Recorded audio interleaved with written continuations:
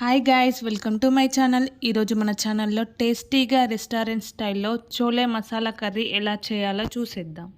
ముందుగా 100 గ్రాముల కాబూలీ శనగలను రాత్రంతా నానబెట్టుకోవాలి. ఈ నానబెట్టుకున్న శనగలను శుభ్రంగా కడిగి ప్రెషర్ కుక్కర్లో వేసి ఉప్పు, పసుపు, నీళ్లు వేసి మూత పెట్టి 4 విజిల్లు వచ్చేంత వరకు ఉడికించాలి. ఈ శనగలు ఎంత బాగా ఉడికితే కర్రీ అంత టేస్టీగా ఉంటుంది. ఇప్పుడు 2 ఉల్లిపాయలను చిన్న ముక్కలుగా కట్ చేసుకొని మిక్సీ జార్లో వేసి మెత్తగా మిక్సీ పట్టుకోవాలి.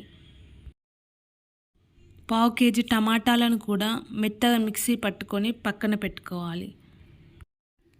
4 విజిల్లు వచ్చి ప్రెషర్ పోయిన తర్వాత కుక్కర్ మూత తీసి కాబూలీ శనగలు పలుకు లేకుండా ఉడకాయో లేదో చూసుకోవాలి.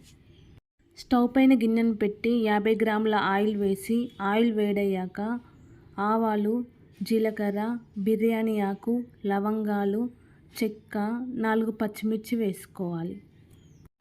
తర్వాత మిక్సీ పట్టిన ఉల్లిపాయ పేస్ట్ కూడా వేసి ఉల్లిపాయ పేస్ట్ గోల్డెన్ బ్రౌన్ కలర్ వచ్చేంత వరకు వేయించాలి. ఉల్లిపాయ పేస్ట్ ఫ్రై అయిన తర్వాత దీనిలో కరివేపాకు, 1 స్పూన్ అల్లం వెల్లుల్లి పేస్ట్ వేసి అల్లం వెల్లుల్లి పేస్ట్ పచ్చివాసన పోయేంత వరకు ఫ్రై చేయాలి. అల్లం వెల్లుల్లి పేస్ట్ ఫ్రై అయిన తర్వాత దీనిలో 1/2 స్పూన్ పసుపు, 1 స్పూన్ కారం, 1/2 స్పూన్ ఉప్పు, 1/2 spoon dhania powder, 1/2 spoon garam masala, 1 spoon chole masala powder వేసి ఒకసారి కలిపి ఆయిల్ పైకి తేలేంత వరకు ఉంచాలి.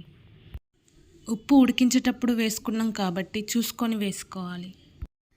ఆయిల్ పైకి తేలిన తర్వాత మిక్సీ పట్టుకున్న టమాటా పేస్ట్ను వేసి ఒకసారి కలుపుకోవాలి. ఉడికించిన కాబూలీ శనగల నుండి కొన్ని పక్కన పెట్టుకొని మిగతావి ఇందులో వేయాలి. పక్కన పెట్టుకున్న కాబూలీ శనగలను చేతితో మెత్తగా స్మాష్ చేసి కర్రీలో వేయాలి. ఇలా వేయడం వలన కర్రీలో గ్రేవీ బాగా వస్తుంది. ఇప్పుడు మూత పెట్టుకొని ఆయిల్ పైకి తేలేంత వరకు ఉంచాలి. ఆయిల్ పైకి తేలిన తర్వాత 1 కప్పు నీళ్లు పోసి ఒకసారి కలిపి మూత పెట్టి 10 నిమిషాల పాటు ఉడికించాలి.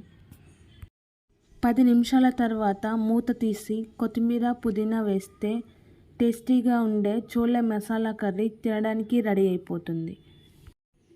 ఈ చోలే మసాలా కర్రీ అన్నం, చపాతీ, పూరీలోకి చాలా బాగుంటుంది. ఒకసారి ట్రై చేసి చూడండి.